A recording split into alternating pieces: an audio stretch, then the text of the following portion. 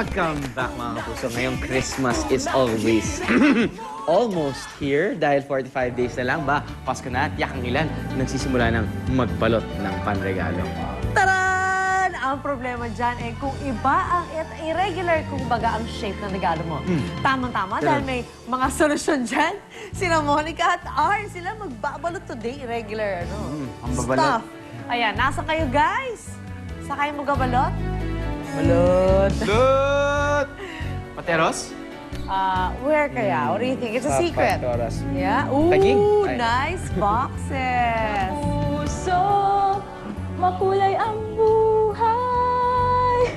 Oh, falsetto yan Pero totoo naman, feel na feel ko na nga ang Christmas this morning mga kapuso. Lalong-lalo pa at napapalibutan nga tayo ng mga Christmas boxes dito nga sa Balasi Exports Box Factory. At tulad nga na sinabi nyo kanina, 45 days na lang at Pasko na. Kaya perfect na perfect ito. Ay, nako, Monica. Problema ako dito sa pinamili ko. Ang dami pa naman. Tamo, ang hirap ibalot nito. Iba-iba ang shape. Meron pang babasagin. Paano ba to? Alam mo, Arn, ang dami mong pinoproblema. Yan tuloy, hindi ka lumalaki. Yung solusyon sa problema mo, ayan lang sa harap mo, mga boxes. Kasi pwedeng-pwede naman talagang gamitin yan na pangregalo. Kaya nga this morning, aalamin natin kung paano ba ginagawa itong mga boxes na yan. Mula doon sa mga pinakasimple, yung mga parang wala namang designs, hanggang doon sa pinakabonggang mga disenyo, aalamin natin isa-isa yan. Nga, no. At ito pa, Monica. Ang tips bukod pa dyan, ihirit natin mga expert box wrapping tips. Yung mga dapat tandaan ng mga kapuso na gumagamit ng kahon sa inyong pagre-regalo. Good job, Arn. Kaya mga kapuso, abangan nyo yan. At alam mo ba, Arn, itong mga boxes na to, export quality pa yung mga yan. Kaya Oo, talagang napansin ko nga, dapat nilang tutukan lahat yan at ipag-uusapan mula po dito, yan sa Laguna. Back to studio. Arn. Alam mo, ang dami talagang opportunity sa pagdating sa probinsya. Oo. Tapos bibili ka ng, di ba, yung wholesale na ang dami-dami. Tapos idadali mo dito. It's either gagamitin mo or pwede mong ibenta. Benta mo ng twice the price.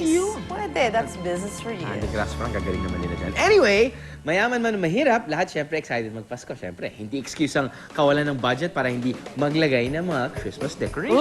Uy, nagtayo na ako ng decor kagabi. Hindi na ako pwede insultuhin. Kayo mismo, pwede mag-create ng mga Christmas masterpiece. Ito po mga suggestion para sa no-budget Christmas display. So watch this. Ngayong magpapasko, maraming Pinoy ay excited na sa paglalagay ng mga Christmas decors sa kanilang tahanan. Pero para sa ilan, issue ang budget pagdating sa pagda-decorate ng kanilang home sweet home. Kaya worry no more dahil etong ilang ways para mapaganda ang inyong mga tahanan without spending too much. Kumuha lang ng mga kahon, lumang gift wrapper, botones at Christmas balls. Alam niyo bang with all these, pwede na kayong makagawa ng Christmas tree. Balutan ng Christmas wrapper ang iba't ibang sizes ng kahon, pagkatapos ay dikitan ng colorful buttons upang maging mini Christmas balls. At para mas maging magara ang inyong recycled Christmas tree, pagdikit-dikitin ng mga lumang Christmas balls at gawing star sa tuktok nito. Yung sa taas ng Christmas tree, pwede tayong gumamit ng yung mga lumang Christmas cards na pwede natin i-cut. Halimbawa yung nativity, pwede natin siyang ilagay sa taas. Kung meron naman kayong mga hindi ginagamit na wine glass o kupita, mas magiging kapaki-pakinabang ito dahil you can turn it into a candle holder or a candy goblet. Ang mga lumang ribbon, mga natanggal na bulaklak mula sa mga home decor at beads mula sa sirang bracelet, maaari naman itong maging Christmas accent at home. Yung mabibigay ko na tips, wag natin itapon yung mga sa tingin natin basura na kasi pwede natin siya mapakinabangan. At ang isa pang pwede nyo i-recycle para maging decor ay ang mga lumang bote dahil pwede itong maging Christmas centerpiece. Pagdikit-dikitin lang ang mga lumang laso sa bote at pagkatapos ay ipatong ang mga old Christmas ball. Voila! May Christmas centerpiece ka na! Perfect talaga yung gawa niya. Aside sa wala na tayong gastos, malaking naitulong natin sa kalikasan. O diba, hindi kailangan maging magastos para maging bongga ngayong Pasko? Creativity at imahinasyon lang ang kailangan para maging merry ang inyong Christmas season. Alam mo, hindi ako marunong talagang mag-decorate dahil siguro lalaki ako. Pero ang dami kong natututunan sa unang hirit. Oo nga, di ba? Marami talaga kayong natututunan. Tumutok lang kayo kasi bago magpasko, dadami pa po yan para mas gumanda ang inyong mga tahanan. Yun. Oo, di ba?